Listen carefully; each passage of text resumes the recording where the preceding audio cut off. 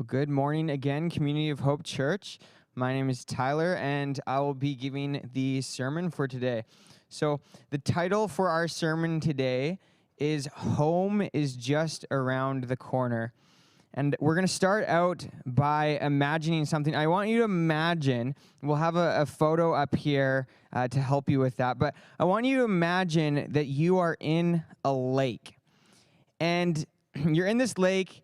And in this lake, you're in your canoe, and you maybe have a couple family members or friends in the canoe with you, and you've got all of your gear. You've got your bag with your spare clothes. You've got your food. You've got your tent, and everything you need to survive. And you got several other canoes around you, and you're all paddling to your next destination, to your campsite. And what you have to get there, all you have is a map. It tells you somewhere on this lake, down the lake, there is a campsite that you're waiting for, that you're trying to get to, and you have, of course, your paddles. And so right now, at this point, you just need to keep on paddling. So do you have that image in your mind? Here is a picture of an actual lake, so you can use that. But we're going to be returning to this story later at the end of the sermon. But now I would like to ask a question for you guys. We're going to talk about two things right now, anticipation and expectation. We're going to start with anticipation. So my question is, have you ever waited for something in your life with anticipation, maybe even giddy anticipation? Do you remember a time in your life, maybe it was when you were a child, maybe it was recent, where you were waiting in expectation for something? A common time that people have anticipation is around Christmas time. And I know we just had Christmas and we're into a new season now, so I won't use that as the main example, but Christmas is one of those times where we're anticipating opening Christmas presents as a child, or the snow falling, or the lights that come at Christmas, or for us who are Christians, for Jesus' birth, and that's what we're anticipating. But there's other things we anticipate in life, like maybe we are anticipating a new life goal or a milestone in our life. Maybe we are anticipating getting a new job, or maybe one day getting married or having a family, or maybe having grandkids. There's all kinds of things that we look forward to or long for in our lives. And maybe it's something, simpler, like maybe you're anticipating the next episode of your favorite TV show. There's one time in my life where I was greatly anticipating a movie, one of the Marvel Avengers movies, that was the conclusion to 10 years of movies that I had been seeing with my family. And I had this anticipation of, we're going to get to see it. How is it going to wrap everything up? And so we have anticipation for things in the future that aren't here yet, but we're waiting for them. And so sometimes when those moments arrive, sometimes they make us happy. Sometimes they satisfy us. Sometimes when those moments arrive, they don't really make us happy. Sometimes we're left wanting and maybe disappointed a little bit. So think about something in your life that you were anticipating that one day arrived. Or if you would think of something that you're anticipating right now. And if you're somebody who likes to write stuff down, you can write that down, whatever it is that you are anticipating. So closely related to anticipation is expectations. And so often when we are anticipating something in the future, longing for something in the future, we also have expectations of what it will be like. So one big expectation that a lot of people have right now is there's this expectation on the year 2021. The year 2021 has got its work cut out for itself because so many people are expecting it to be this amazing thing. So we have expectations. And there's all kinds of things we have expectations for. They could be big things. They could be small things. We could have expectations for our favorite sports team to win the championship. We could have expectations in our jobs or in our marriages and our families. We often have expectations of each other, of the people around us, and other people have expectations of us. And typically, our expectations of things are that they're going to turn out good. It's going to turn out, the way that I expect it to, or It's going to be better than the way it is now. And often we have these high expectations of the way things are going to go. And we expect the situation to make us happy or to satisfy us in some way or to improve our life. And so we all have this way that we think things are going to go. But the reality is often our expectations can be completely shattered. Sometimes in life we had this high expectation for this moment in our life, and then we get there and it's just a complete disaster. It doesn't go the way that we planned. It goes maybe the complete opposite about the way that we planned it. And our expectations are destroyed, and we can be left feeling hopeless and discouraged. And if we can get the next couple slides there, we can feel like we have failed expectations or letdowns or disappointments and discouragements, and this can really shake up our life. And what our tendency can be is that when we face these letdowns, we had an expectation of the way it was going to go, and then our dreams or our hopes are crushed, then we can lower our expectations. Maybe next time we're not going to hope as much. Instead of putting our hope in that thing or dreaming, we'll just lower our expectations. And this, if we continue this way, and what I've found in my life is, as I have encountered these situations where maybe I had an expectation for myself, and then I failed it, and then I get discouraged. So I set the bar lower, and I stop to dream. I stop hoping for things. I stop expecting them to turn out good. And what can happen in those situations is then we can often become hard in our heart or bitter or regretful of things, or maybe cynical about the way things are in this world. But it is important not to just drop our expectations altogether. We just have to put our expectations in the right place. So why is it that we expect things to be better in the first place? Because I think there is a reason that we expect things to be better. It seems to me that we often have this sense that things are not the way that they're supposed to be.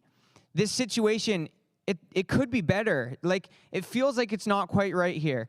And so we have these expectations, especially when we're young, that things are supposed to be better.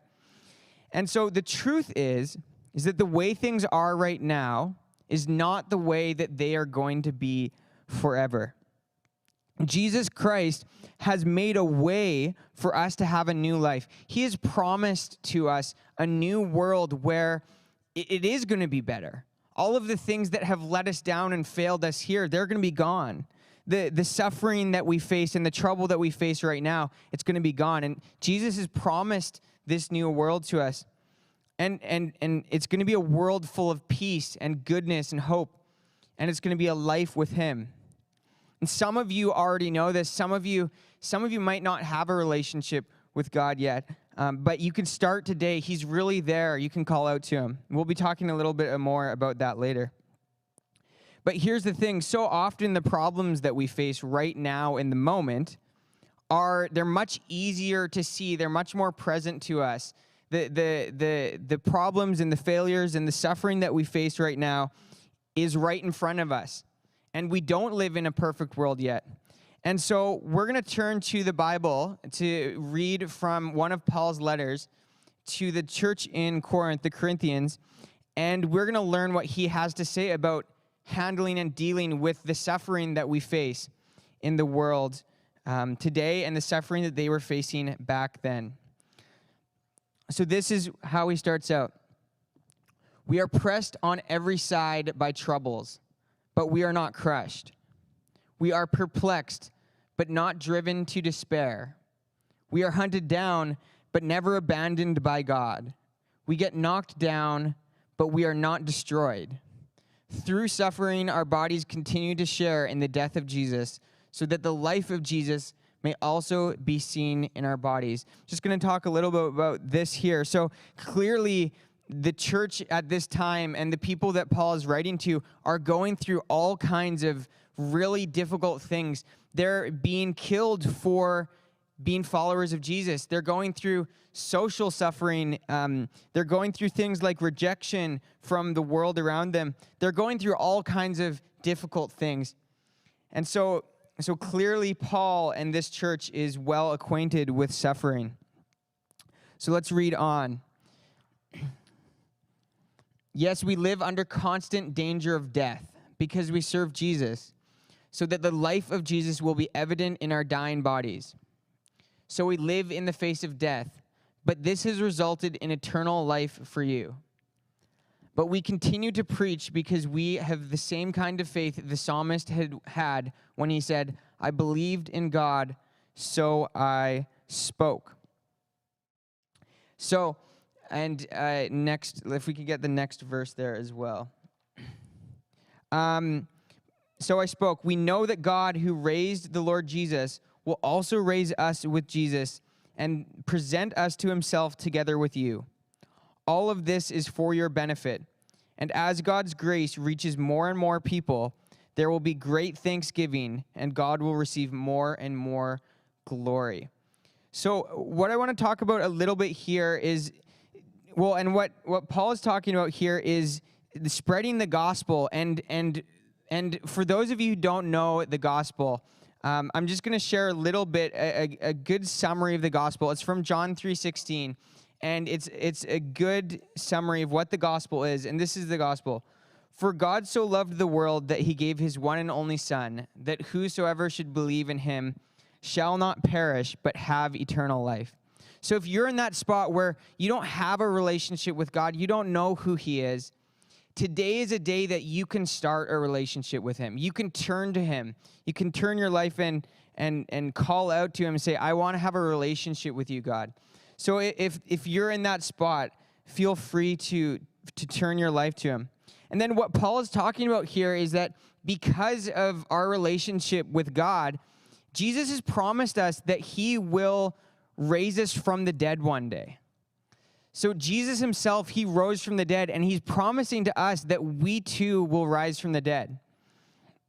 And because of that hope, that's a really profound hope, that one day we will live forever. Our bodies are going to die one day on this earth, but he's going to bring them back, and we will live forever. And we have this hope in this relationship with God. And because of that, Paul says that we have reason to never give up. And so this is, we'll continue and end with these verses here. That is why we never give up. Though our bodies are dying, our spirits are being renewed every day. For our present troubles are small and won't last very long.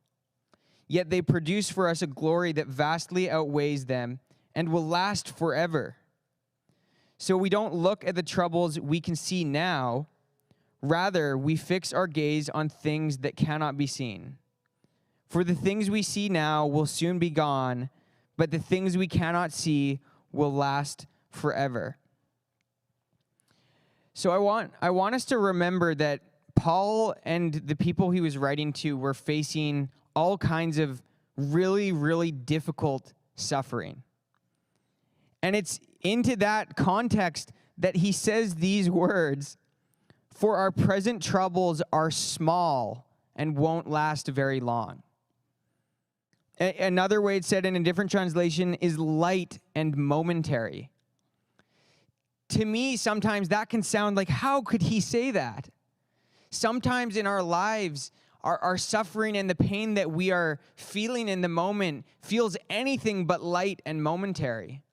Sometimes it feels extremely heavy, like a burden that we can't possibly bear, an unbearable burden. Sometimes it feels like the pain and the suffering that we're in will last forever, that it's not ever going to end.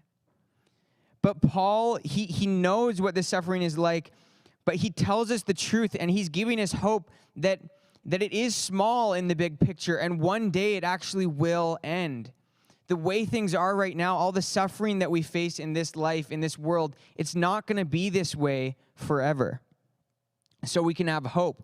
And then he compares it to the glory and the life that God has prepared for us in the future.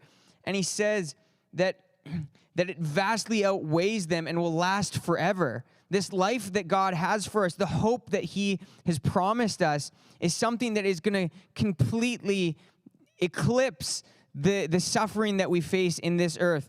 all of the suffering we face, it's not even worth comparing to the life that God has prepared for us in the future. And so what do we do with this knowledge? What do we do with this? And that's where he encourages us to not focus on the trouble that's right in front of us, but to focus on the things that we cannot see. And so that is what we do. We don't focus on the trouble that's right in front of you. And we have a slide here for that, if you want to bring up the next slide. Don't focus on the trouble right in front of you. So often, there's, especially with news today, I know a lot of people who watch the news all the time, and it's like trouble, trouble, trouble, trouble. And we fix our eyes to it, and we see all of this trouble. And there's the trouble that is outside of us in the world that we see on the news. And then there's the trouble in our own lives, the worries and the fears that we have. And so often it can be easy to focus on those things because they're right in front of us. But instead, he's calling us to focus on what is not seen. So another thing here is to not put our expectations in the world. If we put our expectations in getting something out of this life, and all our hopes and dreams are in experiencing the best things here, we're going to be let down. And there's been times in my life where I've actually felt like God has let me down. And the reason this is because I had expectations that he was going to do something in a particular way in my life. I had this idea how it was going to go. I remember there was this time where, just a couple years ago, where I was coming out of Bible school, and I had this idea of how my life was going to go. And, I thought it was the way that God probably would have wanted it to go as well. But then it didn't go that way. It went disastrously wrong, and I was just crushed. I felt like God had let me down. I felt like I had let me down. All my expectations were ruined. But really what I needed to be doing, God hadn't actually let me down. He just had a different plan than I did. And I needed to put my hope and my trust and my expectations in my relationship with him, and not in all of the other stuff that I could see that was going wrong, but in my relationship with him and what he had promised to me. And so we look to the things that are not seen, and we can trust in God. We can count on him. He's really there. And we can actually put all of our expectations and hopes in him, and we're not going to be let down in the end, like we're let down by so many things in this world. And so focus on the things you cannot see. You cannot see God. You cannot see your new home with him, but they are both real, and you will see them one day. So these are the things that Paul is calling us to focus on in this lifetime. Not the trouble, but on God and the things that he has promised us and our relationship with him. God is a real person. He's somebody that you can get to know. You can have a relationship with him. And one day he's actually going to bring us to a place where we are with him and he's made everything perfect. So we focus on those things. We can focus on his love and his peace and his word. And maybe some practical ways to do this could be reading your Bible. And maybe reading it in a different way that you've been reading it before. Reading it to know God better, to read it to focus on his promises, and to be reminded of the love that he has for you, to be reminded of what he has promised you. It could be focusing on him through prayer, or even just going for a walk and going through nature and seeing his creation and giving thanks to him for all of the beautiful things he's made. There's so many different ways that we can focus our thoughts on God and what he has given to us in our relationship with him. But the problem is some of the other stuff, most of the other stuff in our life is way noisier. Our distractions and our phones and our activities and the news and all these troubles and problems we have, they're so much noisier. And so we have to create space to go and find God and focus on him instead. So this is what Paul is calling us to do here. We look to the unseen, to God who we can't see with our eyes, and his plan and promises. and into the life and the future with him that he has promised us, instead of focusing on the things that are right in front of us. So to end this sermon, I want to end with a story, and we're going to do it. And to do that, I'm going to bring up this photo here. This is a true story now of a camping trip that my brother and dad and I and many of our dear friends went on at a place called the Barron Lakes. And so this is a circuit of lakes in northern BC. It's a bunch of lakes, and you canoe across them all. There's campsites all along the way, and there's a couple portages you have to do. But anyways, so we were about halfway, maybe less than halfway, near the beginning of our trip, and we were on one small lake, and we were looking at our map, and basically our day's plan was to finish the lake we were on, and then we were going to enter onto a new lake called Isaac Lake. And this lake was by far the biggest lake of all the Barron Lakes that we were going to be traveling on. It's the furthest distance we would be traveling. And what we saw on our map when we set out in the morning was that about halfway down the lake, there was, a little icon that showed us where our campsite was. And as you can see on this lake here, there's a whole bunch of outlets and inlets and these little places where the land comes out and the mountains come out, and they make these corners. And so as you can see, the lake, it goes on for a very long way. So when we got in this lake, it just opened up, and it looked like the lake went on forever. But we looked at our map and we're like, okay, it's about halfway, there's our campsite. So we should be good. We'll just start paddling towards our campsite. And so that's what we did, and we were expecting that around one of these corners was going to be our campsite in a bay. And so we start paddling, and we paddle for several hours, and we keep paddling. And I remember at the beginning seeing these mountains, a couple of mountains way off in the distance, like at the very end of the horizon, that you could barely see through the fog of the horizon. And there was this moment while we were paddling that we realized we had reached those mountains. We had paddled so far, and the lake was still going. We had passed those mountains. And so at this point, we were starting to, build anticipation. Okay, we must be close to our campsite now. And so my brother and dad and I, we decided to sort of take the charge this day. Usually we were near the middle or somewhere near the back, but we decided to press on ahead. And we started saying this phrase. It was somewhat a joke, but somewhat we were really hoping. We would say, our campsite is just around the corner. And as we would approach the next corner, we would get more and more excited. We'd think, it's just around the corner. It's just around the corner. And, it's a long distance between these corners.